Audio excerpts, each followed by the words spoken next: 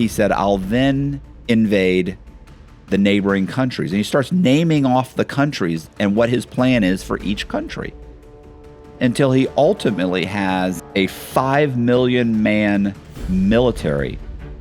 He said, I will be in charge of the largest private military in the world once I've taken all of Africa.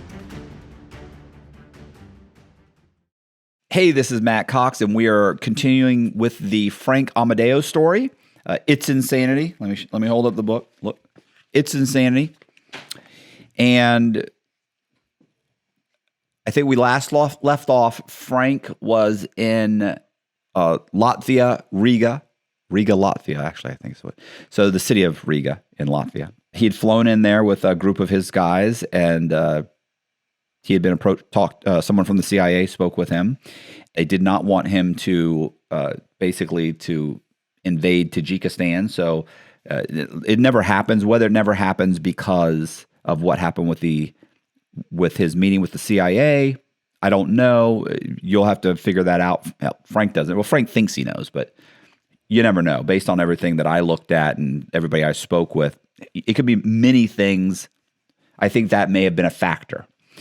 So during the day, they have at the NATO summit, they have meetings with the way the summit works is obviously they have some meetings where you have President Bush comes in and gives a talk, and there's multiple heads of state that come in and give talks on what's going on in their region, things they're concerned about, things they want to work on, where these countries are going. So Bush does come in. He gives a speech. Frank's there. Frank is meeting with multiple. They have different activities, and one of the things Frank had explained to me was that there's tons of people from major industries that come there. Right?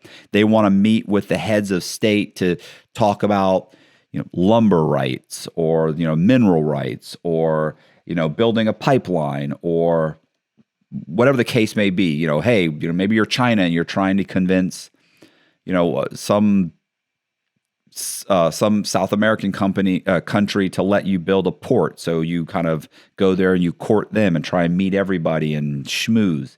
One of the things they do is they have what's called, after these large meetings, they have breakout groups. And anybody who's been to a seminar or a convention understands what I'm talking about. You have these large auditoriums where almost everybody attends, and then you have breakout groups because not everybody's interested in the same thing. One of the things which I found fascinating, and I think this helps, I think this kind of will help people understand how Frank's mind works. He was at a breakout meeting or break-off meeting. I think they call it breakout or what do they call it? Breakout group. It was a breakout group where they were talking about the problems that NATO has with some countries that aren't paying their dues. So there's a lot of countries that, for instance, they expect NATO, they want to be a member of NATO, but they're not meeting the parameters that are set to be a member of NATO. So I'll give you an example. Take Ukraine. Ukraine, for example, one of the things that you have to do is you have to donate a portion of your gross national product, right? Or you have to contribute a certain amount of money to NATO. You have to contribute a certain amount of money to maintaining NATO troops, even though they're your troops. And also your military hardware has to be to NATO standards. So you can't be using Soviet era weaponry and tanks, AK-47s. You have to use I think it's a 5.62 rounds. You can't use the 7.62 rounds, right? You have to use the NATO rounds. You have to use you have to use their stuff, because what they want, obviously, is that if you all go to war, that you'll be using the same armament, so it's easy to supply one another. It's easy to maintain those types of that type of equipment. So that's one of their parameters. The other thing is that a lot of these countries, like they're behind on their dues. Right? They're not providing the amount of money that they need to provide. but they're still expecting, like if they were invaded, they would immediately want NATO to come to their aid. Okay, but you're behind, $500 million in your dues. You have to pay annual dues, or I don't know if they're monthly. I don't know what they are. But anyway, so they're having this discussion. And they have this discussion. Every country donates a certain amount of troops to maintain, the NATO, whatever, presence or military. But many countries are behind. So they go to this group and they start talking about that and how to resolve these problems and what kind of, how do you get people to pay and what kind of things could be done to offset that payment? Can they provide more troops? Can they allow their country to be used as a military base? Like what types of things? And Frank came in and said, listen, in the 16th and 18th century, privately owned armed ships and privately owned military groups were given what's called letters of marque, which means that the King of England would say, look, you're running 8 ships. You've got 8 vessels here that have cannons on them. We're going to give you a letter of marque, and we're going to allow you to essentially be pirates, licensed pirates. You can go and you can attack ships to our enemies. So the French, the Italians, the Spanish, they were all let's say they were all at war at different times with England. England, one of the things they would do is they would privatize their military by giving letters of marque to these ships, and those ships would end up attacking their enemies, and they had to give 30% of the booty, whatever. I think that's what they call it too. 30% of whatever they got had to go, and it may have been 20% or 50%, I don't know, but they had to give 30% of it over to England to maintain their letters of marque. And what Frank suggested is, listen, there's lots of private militaries out here. And if Spain is behind $500 million on their dues or $1 billion on their dues, but they have boats, oil rigs that are going through bodies of water that are maintained by NATO or that are supported by NATO, why don't you have these private military groups go in and seize their oil tankers? And then they can sell the oil tankers, and then NATO will get 30% or 50% or whatever the deal is. So that's the kind of thing that he talked about. And there were different things that he was saying could be seized. And keep in mind too, you're talking about seizing members' stuff, right? So you go in and you seize this oil and you seize this and you do this and so he had a very unique, and he had a whole plan, and it was laid out brilliantly, and he explains the whole thing. But keep in mind, every time Frank opens his mouth, these guys are like, wow, it's insane. It sounds insane, but it's not out of the realm of possibility. It is a solution to a problem that NATO itself has not created. These are NATO members that aren't paying their dues but expect protection. Let's grab some oil tankers. You guys are saying, oh, we don't have the money. Well, we'll grab some of your oil. We'll grab a few oil tankers that have $200 million worth of oil. That'll go a long way towards your back dues. After the first or second day, and the summit, these conferences last several days. The summit lasted several days, 4 or 5 days. So after the second or third day, here's where it goes wrong for Frank. He's attending an after party, let's say. I think, they're basically having, coffee and tea and they're at some hotel someplace or someone's private residence. I'm not quite sure, but there's a significant amount of people that are involved in NATO there. Maybe they're associates, maybe they're members of NATO, they're staff, but they're there. And everybody's sitting around talking and laughing and joking around. And someone says to Frank, Mr. Amodeo, I see what happened in the Congo. We were wondering, what are your plans for the Congo? And Frank says that his interest in the Congo, and by the way, I just saw it right here. It was one of the luxury hotels in Riga, the Grand Palace Hotel. So they're there, they're having, they're talking, and one of them says, "What is your plan for the Congo? What was your plan?" And he explains what his plan was. And they said, "Well, they asked if it was off, and he said, no. He said, I'm currently negotiations with the president. We're going to be placing a security force there." And he'd actually, the agreement he was making with them was he was going to go into, so there's a certain tribe in the Congo that is kind of disenfranchised, right? Like they're not really let into the government. They're kind of on their own. They're extremely upset with the way things are, but there's a ton of them. They're also a problem. And the name of that tribe is the Mimbaju Mimbaju May. I sound like Donald Trump trying to say one of these names. Mimbaju May tribe. And what Frank says is he's going to go. His first thing he's going to do is, once he gets into the Congo, he's going to go in and he's going to get 500,000 of these guys that are unemployable. Well, they're just unemployed. If you're the Congo government, the Republic of the Congo won't hire them because they're such troublemakers and they're not happy with the status quo. So they end up being kind of, they're unemployed. So he's going to go in, employ them, train them as soldiers, and make them private military. And his plan was, he said, I'm going to build a 500,000 man strong army out of this tribe.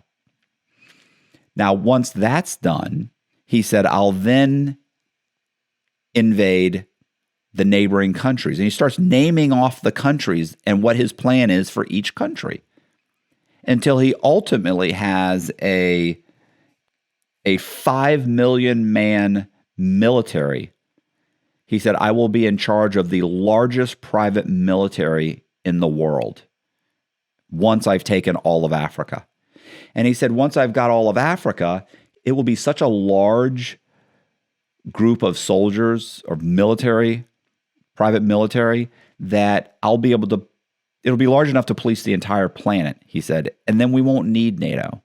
Now, he's in the middle of a manic moment, and he starts spouting off these things and laughing and joking, but he just said he's planning on building the largest private military in history and eliminating NATO.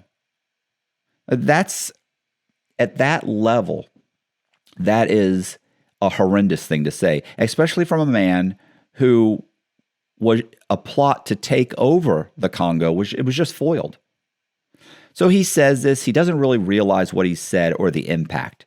Spends the rest of the night there talking. An hour or two later, he leaves.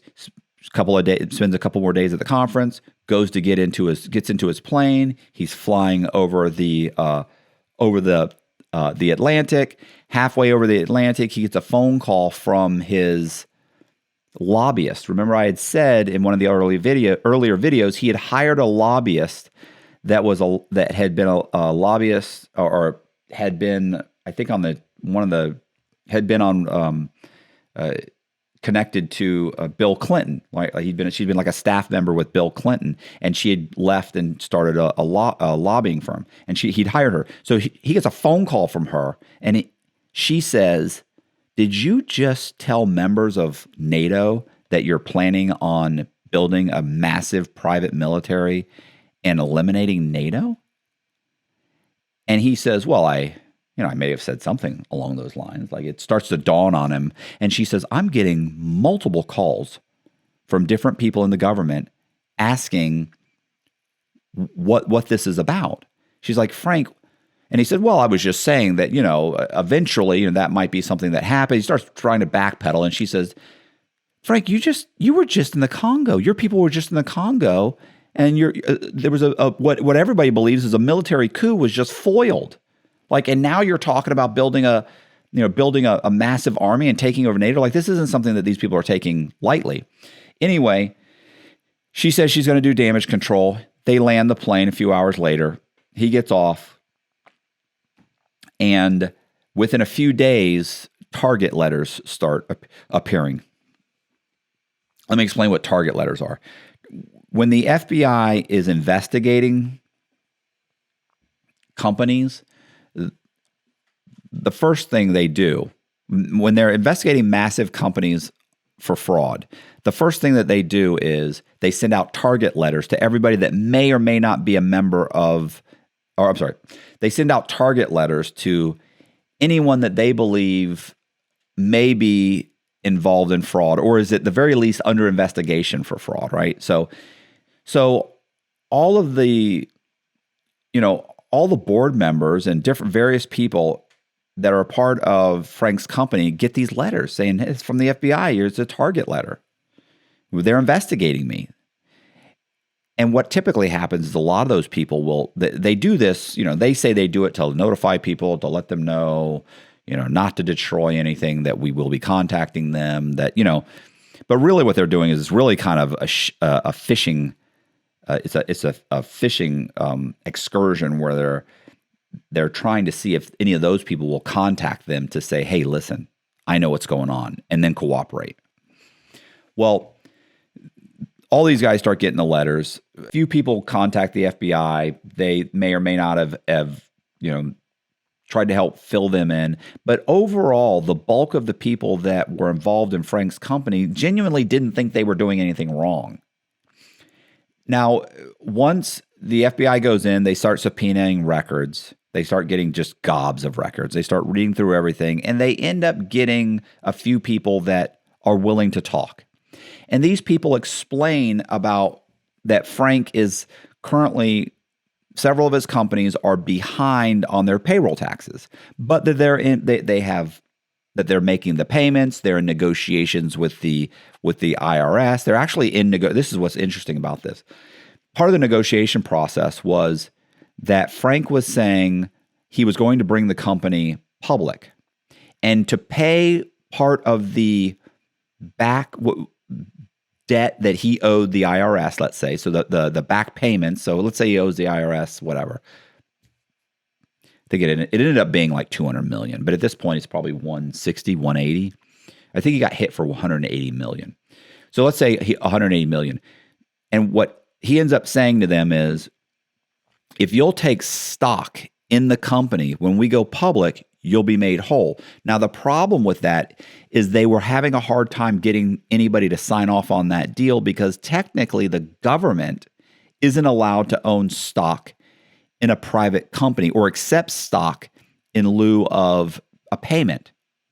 Here's what's funny about that.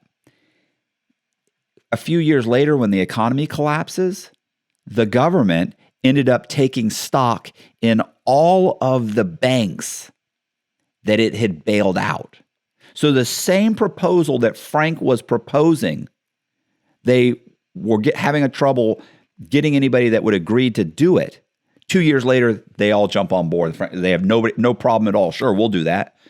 So, so in Frank's defense, he's got a viable out for what he's behind on. Anyway, the government uses that to say, what you're doing is this is money that you have that you're using for other things. Listen, and Frank will tell you that he didn't use that money for anything other than, his current businesses, that money was put aside, that they were just behind. But the truth is, a lot of that money was going to places it shouldn't have been going to.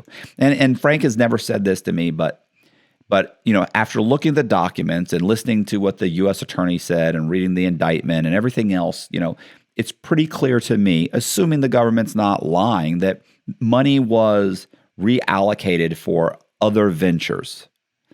Now, Frank seems to think that that's acceptable. The government doesn't, and it's not up to me to make that determination. Although if I had to, I would say that's fraud. But what they do is they use this to craft an indictment and indict Frank. They indict Frank Frank goes out and hires an attorney, gives that attorney $1 million. He says, listen, here's $1 million. You're a criminal defense attorney. Here's $1 million to represent me. So if we have to go to trial, if we have to do whatever, here's $1 million. Guy says, I got it. I got you. Well, the indictments come down and they come in and Frank he's arrested. He's arrested and he's arrested. And initially what happens is they end up saying to the judge, Your Honor, our problem is that we believe, and keep in mind that Frank's private psychiatrist or psychologist, which one can give you medicine? Whatever, the one that can give you medicine, he comes in and he explains to the judge that, look, Frank is under the delusion that he believes that he is preordained to be emperor of the world. And I say it like that because that's how Frank says it. So he believes that he's ultimately going to, be the world leader of what Frank calls the Terran Empire. And Terran means like Earth, I think. So I don't know. What's so funny about it is that that's actually taken from Star Trek. There's actually like Khan, and I think Khan in the Star Trek, it wants to rule over the Terran Empire or something like that. So I'm sure somebody will tell me in the comment section, bro. But it's hilarious. Like it's from a Star Trek episode. So he's going to rule over the Terran Empire as, which is the Earth, as the emperor.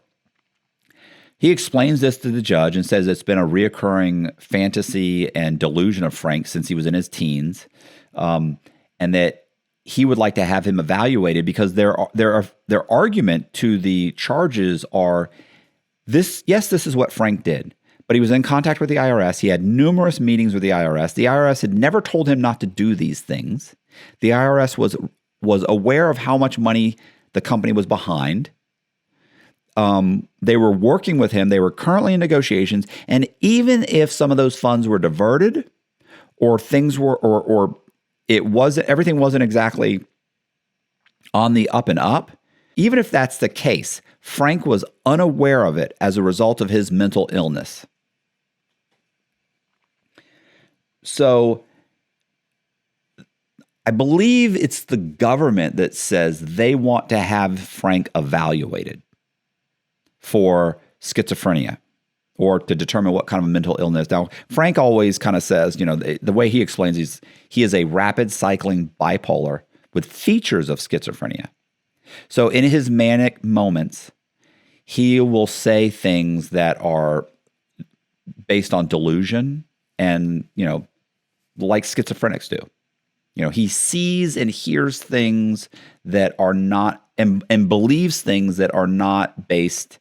Well, they are based in reality, but are not possible, that are not really happening. For instance, God talking to him, or hey, maybe God is talking to him. Who am I? Here's the cool thing about that. They end up taking Frank and they transport him to Harvard Medical School's, or is it Harvard? I think it's on Harvard Medical School on the campus, but it's anyways, somehow or another, it's Harvard Medical, mental, for a mental evaluation to a mental hospital that's run by Harvard. I think it's called McLean, and it's McLean, and it's has something to do with Harvard. Anyway, point is, Frank goes there for like a week. They interview him, and they dope him up. They put him on a ton of medication. They bring him back after a week, and they say he's has a mental illness, that he's a rapid cycling bipolar with features of schizophrenia. However, they've put him on enough medication to get his levels into a moderate area, and he's now able to understand the difference between right and wrong, and they can move forward on the prosecution. So you can imagine how that didn't work in his favor. Like, we're just going to dope him up, and now we're going to say, okay, we've stabilized his rapid cycling, issues, his bipolar issues. We've stabilized him, and now you can prosecute him. Okay, but the point is that when I wasn't on the medication, I made those decisions. So that's no good at all. He was never in his right mind when he made some of these decisions. Well, what happens is the prosecution goes to Frank's lawyer. So the U.S. attorney goes to Frank's lawyer and says, listen, here's what we're going to do. We're going to take him to trial. But the first thing we're going to do is we're going to go to the judge and we're going to say we want to seize all the bank accounts and we want to do what's called claw back. We want to claw back any money that he's spent that we can get a hold of. And he paid you $1 million. So we're going to take your $1 million retainer because it's fraudulent money. We're going to take him to trial. We're going to go after the $1 million first to seize it. And you'll be on the hook for doing what should be $1 million trial for nothing. Now, I believe that I've seen there's an email that states this. Now, I want to say Frank showed me the email, or I have it in my records that talks about the $1 million, his $1 million deposit or whatever they call that. So after that meeting, this attorney, while Frank is completely doped up, Frank and his psychiatrist go to Frank and they convince Frank to take a plea. Now he tells Frank, what you did was illegal. He tries to explain it to him. Frank's so doped up, he didn't know what he's doing. And they said, look, Frank, you're looking at a few years at most. If you plead guilty, you're looking at a few years. So Frank goes in and they said, and part of the agreement is that the prosecution has allowed Frank to take the stand and fully explain his rise to, power and what he had expected and what his delusions were and why he was, why he was delusional and what he was thinking, basically. And keep in mind, these guys convinced Frank, and in Frank's mind, he's like, yeah, if I explain it, he'll understand that I didn't really mean to do anything wrong, and I didn't realize that what I was doing was wrong. And even now, even at that point, Frank was so drugged up, he didn't even realize that what he was pleading to. But his high-priced lawyer and the guy's name was Dr. Danziger. Anyway, the doctor is telling him to do it, the lawyer's telling him to do it, and he's so drugged up he can't see straight. So he pleads guilty to, it was ridiculous, like one count of, wire fraud against the United States government. Like it's a minor charge. And then they have a hearing. Well, at the hearing, Frank takes the stand. First of all, lots of people take the stand. Okay. So, it was really, I want to mention this. While writing this in prison, I'm listening to Frank. I'm able to interview some people. I'm able to get affidavits. I'm able to read the transcripts. But listening to him, there were times when I would think, that's not true. That's insane. Like, for instance, going into a meeting wearing a Darth Vader helmet. You didn't do that. But then you read the transcripts, and in the transcripts, they're talking to this woman, and she starts talking about, they're like, did you realize that he was, mentally ill and this and that? And she's like, well, like, she doesn't want to admit it, but she's like, yeah, there were signs. And she says, they go like, what? Like, he's like, well, one time he came in a Darth Vader helmet, and she explains that whole situation. She explains several different things that had happened to her. One of them I didn't even put in the book, but I thought it was hilarious. And that was that she had, according to Frank, she had stolen proprietary programs that they were using and wouldn't return them. And Frank had called her up and threatened her and all these things. And a few days later, her house was burglarized and her computers were stolen. Now, Frank has the ability to have his private guys in the private security fly to her, and she lives several states away. Fly to that state, break into her house, steal the stuff, and leave and not get caught. So, but I didn't put that in there because I have no proof of that. But But that's what that's what Frank said she believed. That's what she's mentioned. I think she mentions it in the transcripts. It's insane. So yeah, it was Edie Curry. She was not happy with Frank. But several guys get on the stand. They all say basically the same thing. And what happens is Frank eventually takes the stand. He's up there all day. I think he might have been there for 2 days, but I'm going to say all day. He's up there all day. He explains that he's been hearing these voices since he was young. He tells the story over the course of 4, 5, 6 hours, however long it takes, tells the entire story. And to the judge, you have to understand, he sounds insane. Now, he's lucid, but he's doped up. It's funny too. I remember he had told me how he was on a ton of drugs, and he was literally at one point that like his lawyer had mentioned to him that he's drooling, drool was running down the side of his face, and it was horrible. But when I read the transcripts and Frank starts listing all the drugs that he was on to the judge, like anybody that reads it can't believe that judge didn't say, "Listen, this guy's drugged out of his mind. We're not going through with this. Like, this is insane." It's so benign, the things that happened. Nobody got killed. Nobody was hurt. Like this is clearly, it ends up being, even though there's a ton of money involved, it really ends up being like accounting errors and a misunderstanding. But that's not the way, ultimately, that's not the way the judge sees it. The judge ends up, listen, and by the way, Frank explains about the Terran Empire. He explains, it's insane reading these things. It's fucking pure insanity. And that's all I could think of the whole time I was writing this thing was, this is insanity. And that's why I ended up naming the book It's Insanity. The judge ends up, what's so fucked up about the judge is he ends up saying, after hearing everything, he ends up saying that, "I don't think this is mental illness. I think it boils down to just greed." I mean, he's just like, he ends up just saying this completely.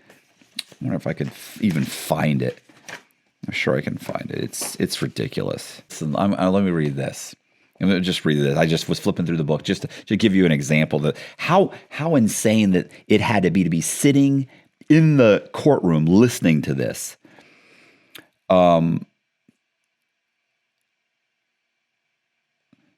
This is, and I forget, I don't even know who's saying this, but Sands is he's the attorney. It says Frank Amodeo consistently, with his brain disorder, spent the money on world domination. He's going to be some sort of emperor, and there is a cooperative economy system under the sponsorship of Frank Amodeo, who has basically taken the place of the United Nations. Sands went on to describe his client as a megalomaniac with delusions of grandeur when not properly medicated. Amodeo was, in fact, so delusional he believed that he could take money from the federal government and use it for other purposes to create the biggest corporation on earth. I don't even know what to say. So and then I've got excerpts. These are just excerpts because nobody wants to read the whole thing, right? Like, I'm not going to make you read all the transcripts. That's ridiculous. I just take some excerpts and put it together. But, if I have to say, I think it was put together pretty well. Here's what the judge said. Now, it's a few paragraphs. There's no dispute that the defendant suffers from a mental disorder, admitted the judge. However, Antun is the name of the judge, doubted that the illness contributed to his mental capacity. And this is after everybody has said it contributed. But the judge said, he's going to forget the doctors, forget the lawyers, forget the staff, forget his wife, everybody, forget all that. He then sentenced Amodeo to the custody of the Bureau of Prisons to be imprisoned for 22 years and 6 months. Because 22, rounding it off to 22, that wasn't enough. The 6 months, that's had to be done. Disregarding all of the evidence to the contrary, the judge closed out the sentence with, the offense was committed out of greed. And here's the problem with this. And my buddy Pete and I, we used to walk around and, laugh about the whole story and the things that I was uncovering and the things I was reading. And I would come to Pete and be like, bro, you gotta read this, and show it to Pete and show the memos and the affidavits and everything. Here's the thing about Frank. And this is literally almost verbatim the conversation we had. Listen, here's why I think that Frank, it's truly delusion. He was not done out of greed. He did not take this money or use this money for other purposes out of greed. With the money that Frank diverted to his plans for world domination, Frank bought a house, a middle-class home. He lived in a middle-class home. He drove a Mercedes that was 5 or 10 years old. He spent almost no money on himself. He worked 80 hours a week. He had a staff. He was always available. He worked so much it drove his wife crazy. And he didn't go on any lavish vacations. He didn't do any of those things. And I remember Pete saying, if you gave me $180 million, I would be living in a penthouse with 10 strippers in their early 20s. I would be a maniac. I would be driving a Ferrari or a Lamborghini. I would be taking exotic vacations. It would be a free-for-all. Frank didn't do that. Frank was married. Frank was married with 2 kids. And these aren't even his children. These are his wife's children that he takes care of. Like I said, doesn't have a flashy car, doesn't live in an extravagant house. He's just living a upper middle class life. He's not spending this money on himself. It wasn't done out of greed. It was done out of delusion. He didn't know what he was doing. He's diverting these funds, not realizing exactly what's happening. I mean, do I think that, of course, there's a part of him that knew maybe that this isn't right? Yeah, there's probably a part of him that it's kind of a scam because I could pay this money over, but I'm using it to restructure the companies. And part of his restructuring is, let's try and take over the Congo. Let's try and do these other things. And let's try and get the companies into a position where we can go public and we can bring in even more money. And I'll use some of that money to pay off the IRS. And in his mind, all of that was reasonable. So he has diminished capacity. So even if diminished capacity is like, you understand that there's an issue, but you don't understand the real danger or really how bad it is. So you have diminished capacity. You don't quite understand that what you're doing is completely illegal or illegal to the extent that you're going to get a 22-year prison sentence. And that's really what I think. So here's the even more interesting part is that Frank is sent to federal prison. He goes to federal prison, and you know what they do in federal prison? They give him even more dope. They dope him up even more. They put him on all kinds of medication where he's basically a zombie, which is where I saw him when I first met Frank. And I would see him in the chow hall line, and he would just sit there. He's a zombie. You could barely talk to him. And he stays in that state for over a year. Now, here's the thing. In order for you to file what's called a 2255, which is a motion where you're saying my lawyer doesn't know what they're doing or didn't know what they're doing or didn't adequately represent me, they were ineffective. You have 1 year. You have 1 year to file that. They kept Frank so doped up, he didn't even realize that the year had passed. The other thing is, so when Frank comes back from McLean, the Harvard hospital, it's so he's been declared incompetent is probably not the right word, but in the state of Florida, they declare him incompetent, and they give him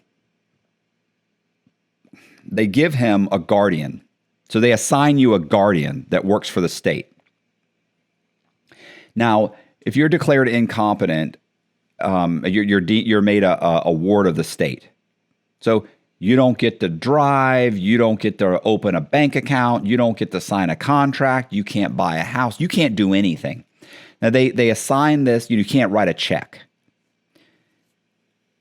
The government is the one that pushed for him to get a guardian, right? His lawyer, everybody is on board with it, they give him this guardian.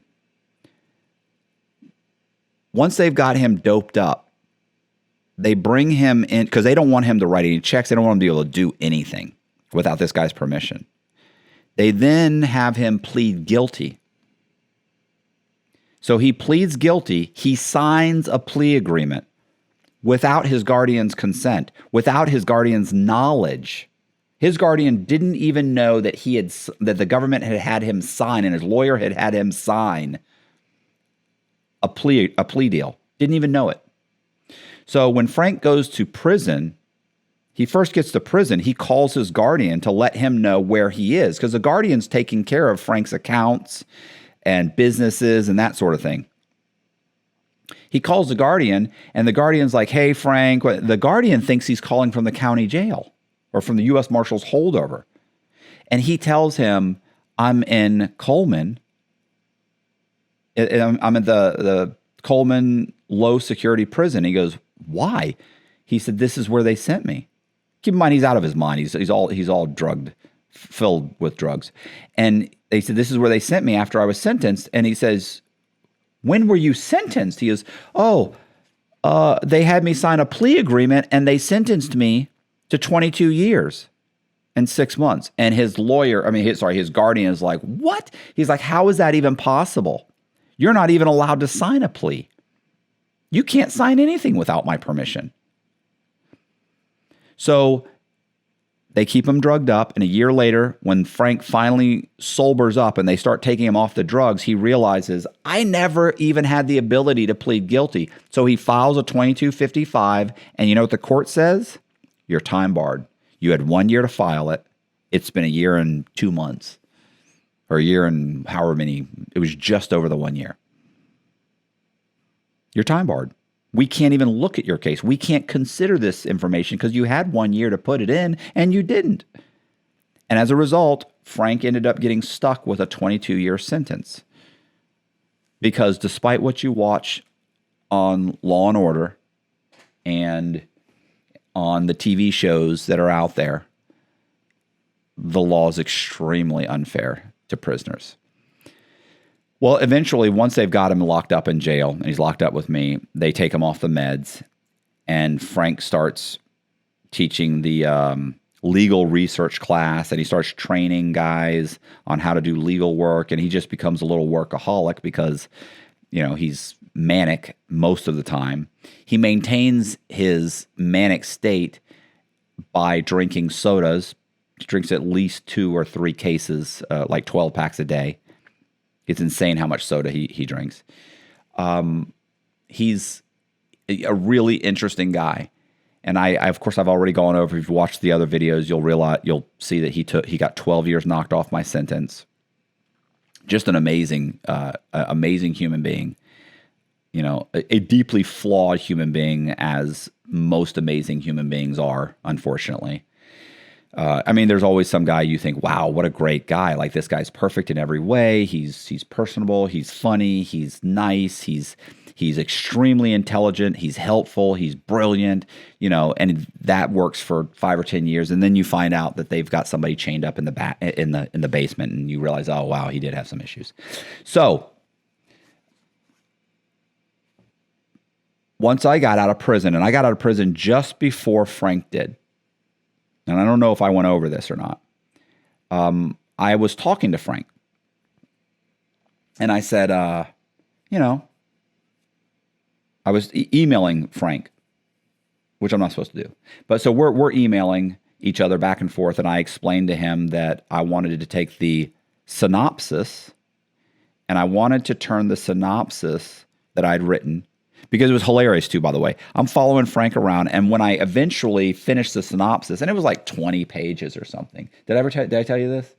That Frank, I gave it to Frank to read, and listen, I was very open about who he is and the things that happen and the whole thing. Like I explain, I don't hold back any punches. He read it and came back and loved it. He loved it. Honestly, like in a prison setting, he's a pretty cool dude. Even the whole manic, wanting to take over the world, megalomaniac, that whole thing in prison you're a lot cooler than the drug dealer that had 6 guys working for him. I tell you that. You're a lot cooler than some guy working for the cartel or some guy who's running a Ponzi scheme and stole $50 million. Like, listen, this guy's taking over the world. This guy's a James Bond villain, So he loved it. He loved it so much, he got them printed up. He started having people print up the synopsis over and over and over again and handing it out to people. Like, people would come and say, I wanted to talk to you about doing my legal work. He'd say, well, the first thing, if you want me to do your legal work, the first thing you need to do is read this. And he'd give them a copy of It's Insanity. And they'd read it. I mean, listen, it was, and honestly, it was great too, because people would read it and they'd come by me and they'd be like, Cox, you got any other stuff? Like, this is insane. This is fucking great. Do you have anything else I can read? And I was like, yeah, sure. I got some other stuff. So when I got out, though, Frank was still locked up. And so I wanted to blow that synopsis up into a full-blown book, right? Like not a big book. I probably could have done a good 300 pages. The problem was, initially I asked Frank if he could put me in contact with some of the people that he had worked with so I could interview them. Really kind of beef up, what I already had. And he put me in contact with those people, and I talked to some of them. But in the middle of arranging some of the interviews, Frank got wind that he was going to get himself released on I want to say it's the First Chance Act, where you can get yourself, where if you've done more than 50% of your sentence and you're over the age of 50, and there's all these little criterias, and Frank met all of them. So he was helping me arrange meetings and interviews with many of the people he had worked with. And I'd interviewed a couple of them, but suddenly he contacted everybody and told them he didn't want them to talk to me, and that he would be handling all media upon his release. And he got out, a month or so later. He actually was released. And so he didn't do 22 years. He did like 11. So he did let's say, and I could be off, it might be 9, it might be 12, but let's say 10 or 11 years he did. He was released to a halfway house in Orlando. He was then put on an ankle monitor. He then got out of the halfway house, went to work for like a law firm, I believe, and ended up consolidating a couple of different companies and essentially starting the whole process again. He started consulting for companies that were in distress. He started negotiating. He starts doing the whole thing over again. But here's why I think he called all these guys and told them he didn't want them to talk to me. Because initially when I wrote this, and Frank was thrilled to have me blow it up into a full book. What's cool in prison isn't cool on the street. Guys that have conversations in prison about things and talk to each other and have discussions and what they think is cool and funny are vastly different than when they get in the real world. Frank thought to himself, I feel, he was about to get out. When I was writing the book, he had at least 10 more years. So me writing a book that brings attention to his situation, he was okay with because he's locked up. But now suddenly he's getting out. And he didn't want me to tell the story of a borderline schizophrenic that believes God is telling him he's going to take over the world. And he's trying to take over countries, and he's doing all of these things. Now that makes him look crazy. The story he wanted told was the story of a guy that was bipolar, not schizophrenic, bipolar, and had made some bad decisions and ended up being taken advantage of by the government. His situation was taken advantage of by the government, and he ended up going to prison. He got an improper sentence, and he's really a brilliant person that was misunderstood, was framed practically, and he's now starting his life over again. He doesn't want to focus on the delusions. And so he put the kibosh on my interviews. Now, Frank, knowing me, you would have thought he would have realized it's probably better to work with me. It's better to do a controlled blast than it is to bulldoze the building and not know what's happening, right? So he could have come to me and said, look, here's what I want. Let's negotiate how this story, what we're going to talk about in the story. We could have probably done that, maybe. But instead, he just tried to shut me down. And so what I did was I then started making phone calls and started contacting people that Frank wasn't in contact with anymore. And I interviewed those people. And then I went and I found all the affidavits that had been placed in the court, and I read those affidavits and I included them as interviews. I then read all the transcripts and I included those as interviews. I then found a former CIA agent who was Andrew Bustamante, which I'm sure some people know. He's huge.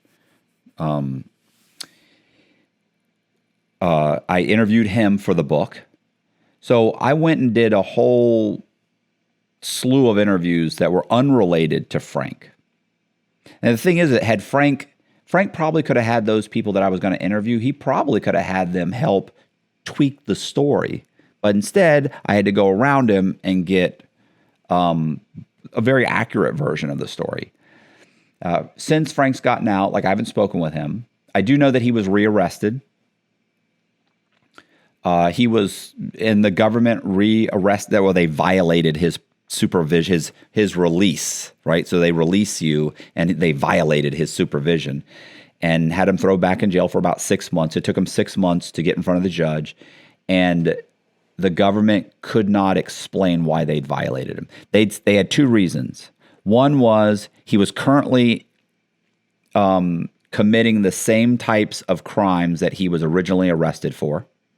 And two, he had left the jurisdiction on many occasions without notifying them. Now, Frank has an ankle monitor on, so it's not possible for him to leave the jurisdiction. And when they said, we'd like to know who said that Frank is breaking the law or committing some kind of a fraud, who said that and where's the proof? The government ended up saying that his probation officer had gotten an anonymous phone call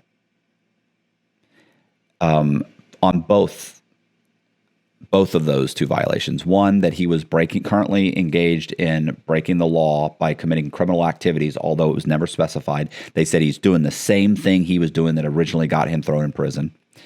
And they said that he had left the jurisdiction multiple times without telling them. Probation officer called the U.S. attorney. U.S. attorney said, violate him, because they want to throw him back in jail. They throw him back in jail. Takes 6 months for him to get back in front of the judge. And the judge says, what are you talking about? You got a couple phone calls and you violated him? What are you doing? I think he gave him 10 days to come up with the actual proof. 10 days later, they couldn't. He said, let him go. Put him back on an ankle monitor. Put him back on the street. So he got back out, and he's out to this day. So, that's kind of where it's at. I haven't spoken to Frank. I know people that have spoken to Frank. He's supposedly doing very well, but he's also at this point very, very timid, very scared. He knows how bad the government wants to lock him up. Whether they're scared, whether they're concerned that he's going to eventually create another Mirabilis and work on world domination. Who knows? I don't know what their thought process is. The fact that he owes roughly $200 million, that can't make him happy. But I don't know. I don't know what the crux of the issue is. I just know they desperately want to put him back in prison. And that I definitely just want to, sell some books, bro. I just want to sell some books. I want to get this turned into a series. I think it would make an amazing, I don't even think it'd make an amazing movie. I think it would make an amazing series. So that's really where I'm at. I'm trying to pitch the story to producers, and I wrote a book. Book sells well. Please buy the book. And if you buy the book, please do me a favor. Don't just buy the book. Buy the book, read the book, and leave a review. It doesn't even need to be 5 sentences. It can be 1 sentence. It can be 7 or 8 words. It can be 2 sentences. A very short review. The reviews do help. I really do appreciate it. Here is the book. It's insanity. I'm sure that Colby will play the trailer that I made. It's really just the back of the book. And I had somebody narrate it and threw in some B-roll. And then there's pictures of Frank in it too. I did a great job. I did an amazing job. Anyway, definitely, I appreciate it. I appreciate you guys watching this whole thing. I'm sorry if I was all over the place. I'm trying to recount. I'm trying to recount all of this. I'm trying to remember all of it. I'm trying to remember everything as we go. And I was basically kind of just flipping through the book as I went to kind of revise my memory. I really appreciate you guys watching this. I appreciate you guys watching the channel, any of the videos. Do me a favor, buy the book.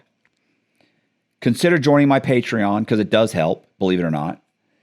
And I have a lot of other books. Look in the description. All the links will be there. I appreciate it. Thank you very much. Leave me a comment. Share the video. Do the right thing. See ya. Buried by the U.S. government and ignored by the national media, this is the story they don't want you to know. When Frank Amodeo met with President George W. Bush at the White House to discuss NATO operations in Afghanistan, no one knew that he'd already embezzled nearly $200 million from the federal government, money he intended to use to bankroll his plan to take over the world. From Amodeo's global headquarters in the shadow of Florida's Disney World, with a nearly inexhaustible supply of the Internal Revenue Service's funds, Amodeo acquired multiple businesses, amassing a mega conglomerate. Driven by his delusions of world conquest, he negotiated the purchase of a squadron of American fighter jets and the controlling interest in a former Soviet ICBM factory. He began working to build the largest private militia on the planet, over 1 million Africans strong. Simultaneously, Amodeo hired an international black ops force to orchestrate a coup in the Congo, while plotting to take over several small Eastern European countries. The most disturbing part of it all is, had the U.S. government not thwarted his plans, he might have just pulled it off. It's insanity, the bizarre, true story of a bipolar megalomaniac's insane plan for total world domination. Available now on Amazon and Audible.